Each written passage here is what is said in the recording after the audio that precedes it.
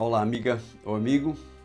Aqui estamos mais uma vez para este encontro semanal onde abordaremos um tema baseado na Palavra de Deus e baseado também no nosso manual de estudos que tem como título geral Repouso em Cristo. Eu convido-te a que partilhes este vídeo com os teus amigos, caso estejas a ver-nos no YouTube ou no Facebook, ou que divulgues o link da Rádio Tranquilidade, assim como o nosso canal de YouTube ou página Facebook 2 Minutos com Ele. Faz também gosto nos nossos canais, pois assim ajudarás a Palavra de Deus a chegar a um número maior de pessoas que precisam conhecer aquilo que a Palavra de Deus ensina. O nosso estudo destes 3 meses está relacionado com o descanso, como diz o título, mas um descanso muito especial. O descanso que vem de uma relação especial com Deus e com seu Filho Jesus. Como ele próprio diz em Mateus no capítulo 11 e no versículo 28, venham ter comigo todos os que andam cansados e oprimidos e eu vos darei descanso. A semana passada nós vimos como a inquietação provocada pelo jornadear pelo deserto provocou problemas e gerou conflitos no meio do povo de Israel. Esta semana nós iremos ver algumas das causas que estão na origem dessa inquietação ou desassossego que levam à insatisfação e acabam por gerar problemas, os conflitos de que falámos a semana passada. O autor da lição compara esta inquietação às raízes dos álamos, uma árvore majestosa dos países do hemisfério norte que chega a atingir 30 metros de altura e cujas raízes se espalham por uma área muito maior.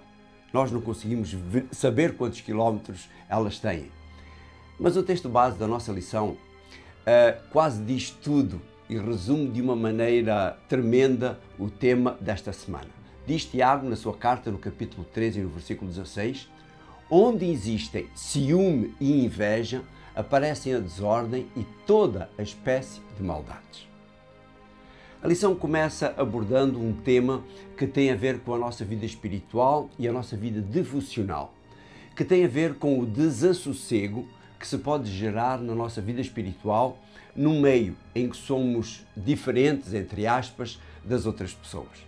O próprio Jesus adverte para esta situação quando diz em Mateus, no capítulo 10 e nos versículos 34 e 38, não pensem que vim trazer paz à terra.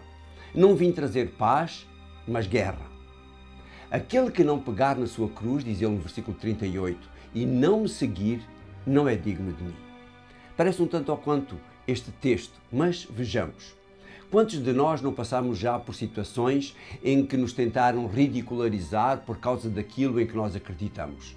Ou quantos não foram já de alguma forma perseguidos por causa das suas crenças, até mesmo dentro da família? Quando olho para essas situações, eu não as consigo entender.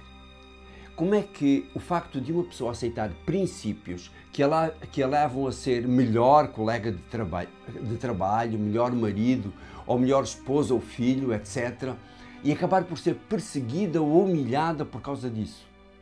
Enfim, Satanás sabe que tem pouco tempo e quer que o menor número de pessoas se salve, e por isso leva ao desencorajamento dessas pessoas. Nestas situações temos de olhar para o nosso exemplo, Jesus. A sua missão, a sua pregação, o seu modo de vida também provocaram as mesmas atitudes naqueles que viviam ao seu redor. Temos de aceitar o seu conselho e fazer a escolha por ele, que ele nos ajudará a superar tudo isso. Afinal, ele tem mais experiência e teve esta experiência, tem mais experiência que nós. A segunda raiz ou atitude geradora de inquietação é o egoísmo. Este é talvez o maior mal que assola a humanidade. A raiz, poderíamos assim dizer, a raiz de todos os males. Viver olhando unicamente para o nosso próprio umbigo, aquilo que eu chamo de egolatria. Eu sou o mais importante, eu quero, eu penso, eu tenho a certeza, eu. O egoísta não divide, não partilha. Ou se o faz, é com segundas ou terceiras intenções, pensando no resultado que isso pode ter para o seu nome, para o seu negócio, para o seu reconhecimento.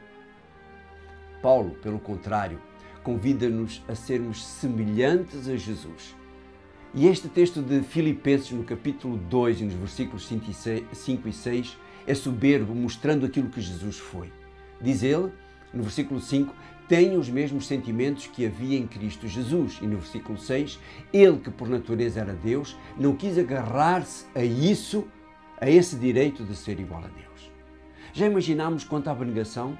Já imaginámos quanto amor? Já imaginámos quanto desapego? Nós temos muito menos do que aquilo que ele tinha e muitas vezes agarramos-nos muito mais a isso. Por isso devia ser mais fácil para nós e não é. O ponto seguinte fala da ambição. Mas poderás tu perguntar, é pecado ser ambicioso? É pecado desejar mais, desejar melhor? Claro que não é pecado. Desde que para chegarmos a esse mais ou a esse melhor não utilizemos métodos menos lícitos, menos honestos, menos próprios. A lição traz o exemplo dos discípulos, cuja ambição era terem um lugar especial no reino que eles pensavam que Jesus iria fundar nesta terra. Pelo que nos diz o texto bíblico, para além de uma outra ocasião eles questionarem Jesus, conforme relata Mateus, esse era um tema de conversa em casa, de pelo menos 2 deles, pois a sua mãe acaba por tentar interceder por eles junto de Jesus. Mas como se isso não bastasse, e conforme diz Lucas, no capítulo 22 e no verso 24 do seu Evangelho, houve discussão, houve contenda, como lhe queiramos chamar entre eles. Diz então no verso 24, os discípulos tiveram uma discussão sobre qual deles seria o mais importante. Em oposição a isto, temos a resposta de Jesus, tanto para os seus discípulos, na primeira ocasião em que referi, como para cada um de nós. Vê aquilo que ele diz em Mateus no capítulo 18 e no verso 3. Reparem que vos digo, se não se transformarem e não se fizerem como crianças, garanto-vos que não entrarão no reino dos céus. Como crianças, crianças despidas de ambição. Sim, precisamos avaliar os nossos valores e as nossas ambições, pois eles podem estar permeados da raiz que vimos antes, o egoísmo. E se assim for, nós não vamos pelo melhor caminho. Tanto o egoísmo quanto a ambição podem levar a um outro mal, a hipocrisia.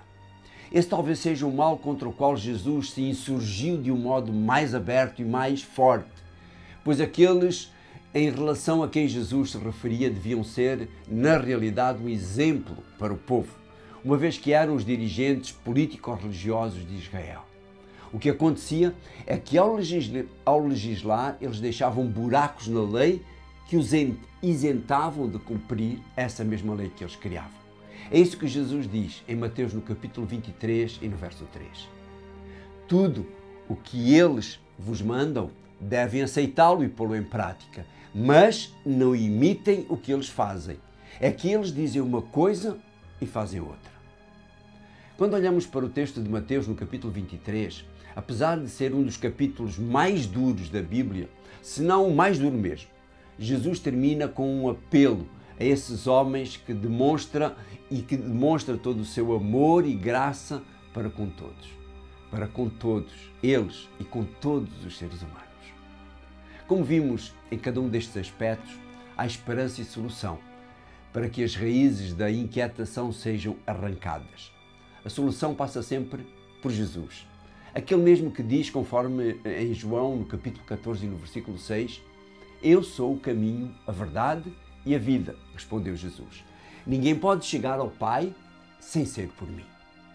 Ou como vimos no capítulo 11 e no verso 28 de Mateus, logo no início.